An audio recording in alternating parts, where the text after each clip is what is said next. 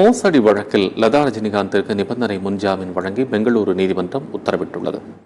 ரஜினிகாந்த் நடிப்பில் உருவான கோச்சடையான் திரைப்படம் 2014ஆம் ஆண்டு வெளியானது. இந்த திரைப்படத்தை தயாரிப்பதற்காக ஆர்ட் பியூரோ நிறுவனத்திடம் மீடியா ஒன் என்டர்டெயின்மெண்ட் நிறுவனம் 6.2 கோடி ரூபாய் கடன் பெற்றிருந்தது. இதற்கு லதா ரஜினிகாந்த் உத்தரவாதம் அளித்து கையெழுத்திட்டார். இதனிடையே கடனாக பெற்ற பணத்தை மீடியா ஒன் நிறுவனத்திடம் உரிமையாளர் முரளி திருப்பித் தரவில்லை என கூறி ஆர்ட் பியூரோ நிறுவனம் பெங்களூரு முதன்மை நீதிமன்றத்தில் மோசடி வழக்கு தொடர்ந்தது. இந்த வழக்கில் முரளி, லதா ரஜினிகாந்த் ஆகியோருக்கு எதிராக போலீசார் வழக்கு பதிவு செய்து குற்றப்பத்திரிகை தாக்கல் செய்தனர். இதை எதிர்த்து லதா ரஜினிகாந்த் தாக்கல் செய்த மேல்முறையீட்டு மனுவை விசாரித்த கர்நாடக உயர்நீதிமன்றம் 3 பிரிவுகளை மட்டுமே ரத்து செய்தது.